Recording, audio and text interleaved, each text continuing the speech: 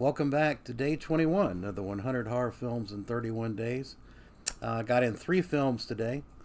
First up is 1971's Daughters of Darkness, directed by Harry Kumel. Um, this is a film I have a hard time warming up to. It's a Count Elizabeth Bathory story, but it's a modernized version of it. Um, Basically, you've got Daphne Sayrig, I believe is her name. Daphne Sayrig. She plays Count Elizabeth Bathory, and she befriends this couple, and it becomes kind of an odd threesome type thing. It's not softcore porn. There's none of that in this. It's not like a Franco film, but it's very you can. There's definitely the undertones going on here. Um, it's a beautiful film, and this 4K release from Blue Underground looks fantastic. Uh, but it's very artsy. It's an art house film. Not a whole lot of gore. I mean, it's not for that. It's much more of a drama, melodrama, based on Count Elizabeth Bathory. It's an interesting watch. I don't know. It's just one of those films that just doesn't do it for me. I give it a 6 out of 10. I know a lot of people love it, and I can see why. It's gorgeous. It's beautiful to look at, and if you like the art house side of horror, this is probably something you're going to love. I do want to see Harry Kumel's Malpurtis. He directed Malpurtis. I definitely want to check that out at some point. But yeah, that's Daughters of Darkness. And then I went back to the old Universal box set. This is the Blu-ray set, and pulled out Phantom of the Opera, 1943.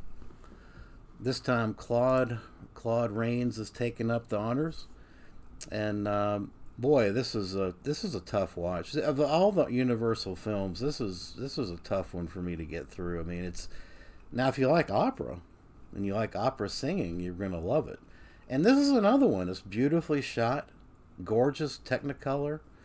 Um, but yeah, it's a lot of opera singing. I mean, a lot.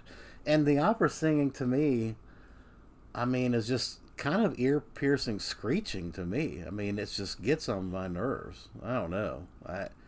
It just doesn't do it for me. And unfortunately, there's just not a lot of phantom action going on here. Claude Rains doesn't have a whole lot to do.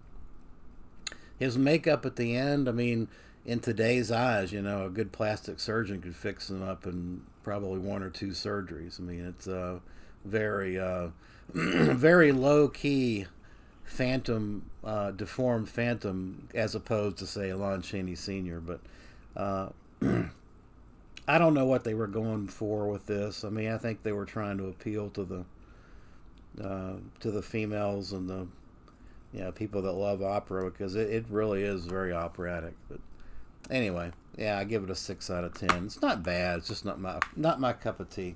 And then next up is a film that I haven't seen in a while. It's been a long while, actually. 2009's The Collector. I like this film. Fascinating. Directed by Marcus Durston, who also did The Collection. So he did the sequel as well. Which, by the way, I think The Collection is even better. So the storyline is kind of got a Saw storyline. It's a house of traps. You've got this guy that's casing this house. He needs money, and he's casing this family's house. But unbeknownst to him, another person's casing the house. And so when he breaks in, he finds that the house has been set with all these freaking traps everywhere. Now, let's not get into the silliness of it and how long the other robber, rather than just robbing the fucking house, he, of course, spends all his time setting up these elaborate traps. He likes to collect humans, basically, and rob, I guess. We never really got to that point, but why he targeted the house and all that. But the motivations aren't here. You're not going to get into the motivations on this, and you're not going to. There's not a backstory in this film as to why the collector does what he does, which is fine. I don't have a problem with that. It's a fun film to watch. Gruesome film too. Yeah, I give it a 7 out of 10. Very interesting, very gruesome, and a lot of fun. Quick watch, man. It goes by like that. So that's The Collector. Loved it, and I love the look of The Collector too. He's got these strange, like shark-like eyes, translucent eyes. Really interesting. Anyway, that was a good day of watches for the 21st, and let me know what you think. Appreciate you watching.